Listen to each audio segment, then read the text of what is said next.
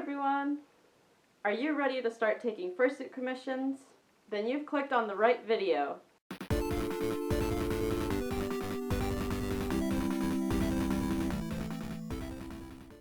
The first piece of advice I have for you is make sure that you have at least a little bit of experience before you open up for fursuit commissions. Have you made a fursuit before? If not, then it is very unlikely that anyone is going to want to commission you because they want to see examples of your work. And it's only fair to your customers that you've had at least a bit of practice and sort of know what you're doing. Next up is PayPal. All you need to set up an account is go to the website or the app, put in your personal information, an email, password, and also link a bank account or credit card. Once you're taking commissions, make sure that when people are sending you money that it is through business transaction only. That way they're protected and they feel that you're more trustworthy. Do not ask people to send you money through friends and family because that way they do not have any buyer's protection. So if anything were to happen, if you were to disappear or not complete their commission, there is no way that they can ever get their money back. And that is super shady, super sketchy thing to do, so do not do that. And you have to be confident that you're going to be able to deliver what you promise. And it's important to note that PayPal does take a small percentage of the money that you receive. It is 3%. So if someone sends you $100, you will actually be receiving $97.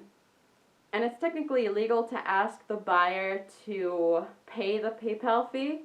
So you never want to outright say, hey, can you pay the PayPal fee? It's going to be this much extra. Don't do that. Instead, simply bump up your commission prices slightly in order to cover the fee. So just take that into account with your pricing. TOS, Terms of Service, is very important. This is basically the rules that you set for your buyers to follow. This includes information such as age restrictions. Do you accept commissions from minors? Do you have to have parent information? Do you have to have the parent make the transaction for them? What's your policy on that? Shipping. Do you ship all around the world? Do you ship just in the US or whatever country you're from? Is the shipping separate from the cost of the fursuit or is it already included?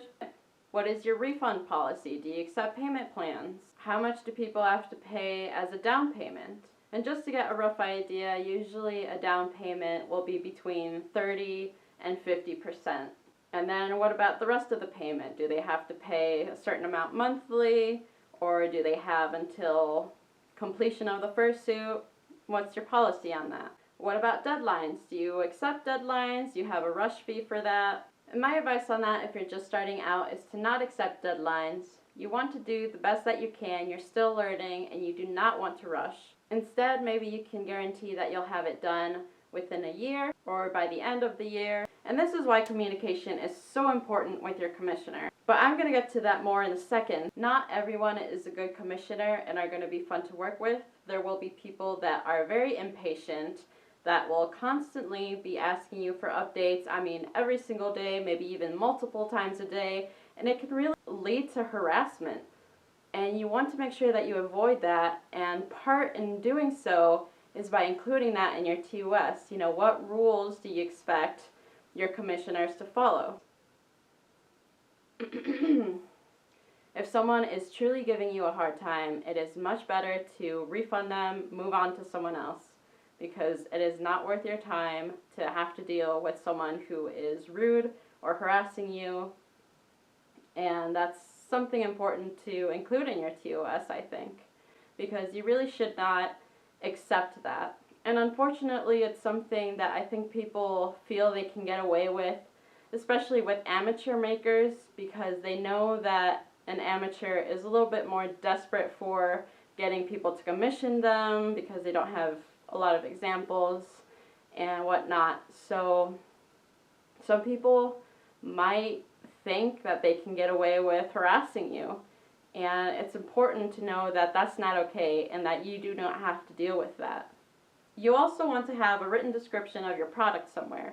It doesn't necessarily have to be in the TOS, but it certainly can be. But basically, you want people to know what they're getting when they're purchasing a product from you. Are you making it completely from scratch? Did you buy a base? Who did you buy the base from? What are the teeth made out of? What are the different features that you offer? You want to be transparent about how you make your fursuits and what you're using to make them. You don't want anyone to think that they're getting a good quality fursuit when in reality all you're using is cardboard with some fur glued on it. You do not want to deceive people. Be honest. The next part is communication. The first thing is that a lot of people do not read the TOS. And I've heard so many stories about things going wrong with the buyer and the fursuit maker, or something about the commission because the buyer did not read the TOS or did not read it carefully, and they didn't know they had to pay extra for this, or that they had to pay extra for the shipping, or that it was made out of certain types of material, or whatever. It happens very frequently. So before you accept any commission, you want to make sure that you link the buyer to your TOS and confirm that they did in fact read it. If they really didn't read it and they just agree that they did, that's on them. But now you have proof in the messages that they did in fact read the TOS. So if there are problems down the line, then you have that proof to defend yourself in case something happens. And hopefully it doesn't come to that. Usually you'll be able to work something out between you and the buyer, but stuff does happen and you never know when stuff is going to go wrong. So you want to make sure that you keep all the messages just in case. To have good communication with your buyer, you do not have to update them every single day. But you also don't want to disappear for a month and they not hear from you, because that's really sketchy and they're going to wonder if you're scamming them. So just keep your communication consistent. And fortunately, a lot of people are very understanding and are very patient, but you don't want to take advantage of that. Let them know when they can expect another update. And having good communication is also being honest and staying true to your word. And if you tell them, I'm going to update you next weekend, make sure that you update them next weekend. Otherwise, you're going to seem untrustworthy. Even if no progress was made next week, you have to still give them an update and let them know no progress was made. And I think anyone can agree that you would much rather hear from someone that you commissioned that they weren't able to make progress than to not hear from them at all. Because you're kind of left to wonder, you know, I don't know what's going on, I don't know when I can expect to hear from them again, and am I getting scammed? So update them, even if there's no progress that was made. So let's cover pricing. When figuring out your pricing, you first have to look at the cost of the materials. How much is it going to cost you to make this fursuit? And make sure you calculate everything from the thread that you're going to use to the glue sticks you're going to have to buy, and not just the fur and the foam. And you have to set a budget so that you do not end up spending any more than what you calculated on the materials. And you also have to take into account how much time you're going to invest in making this fursuit. You want to make sure that you're making a profit and making it worth your while, but you also don't want to charge ridiculous prices. If you can guarantee super high quality fursuits, then yes, you can charge more. But if you're just starting out, you're gonna have to deal with, you know, a little bit less of a profit at the beginning, and as you get more experience, then you can start charging a little bit more. And the next video I'm going to make is about how much it costs to make a good quality fursuit, and I'll also share how much I spent on making the fursuit commissions that I've made so far, and hopefully that'll kind of give you a rough idea on that. Also, if you already gave someone a price for their specific suit that they want built, but as you're making it, they want to add more and more things to it, make sure that you're charging for those extra things. Maybe they're expecting you to stay true to that price, even as they're wanting you to add more and more features. That can be something that's in your TOS. If they want extra stuff, then, you know, they have to pay for all that extra stuff. If they want extra things added, like, oh, now I want horns. When I first commissioned you, I know I didn't say that I wanted that, but now I do. Make sure that you charge them, and make sure that you're telling them, I'm charging you. Don't wait until the end and say, oh, by the way, yeah, don't do that. Let them know, if you want this done, I am going to charge you this amount. And if they say, yeah, sure, go ahead, then go ahead and charge them that amount. But they can also say, oh, I didn't know it was going to be extra, so no, I'm not going to add that. And now websites. First of all, it's very nice to be on social media if you're wanting to be a fursuit maker or take commissions.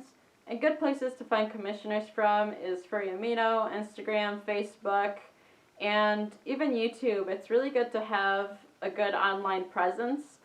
That way people can see updates from you, they can see your work, they can know when you're open for commissions, and you just seem more trustworthy too when you have more of an online presence and people can see your work than if you're never, really there. Then you can just up and disappear and no one, will ever really know what happened to you. So you want to kind of get established on social media and have a page maybe on Facebook or an Etsy shop that people can commission you from. And that way people know how to reach you, and it's a lot better to have an established online presence than not. So yeah, hopefully that helps. Hope the video wasn't too long, but I'll end it here. Thank you guys for watching, and I'll see you in the next one.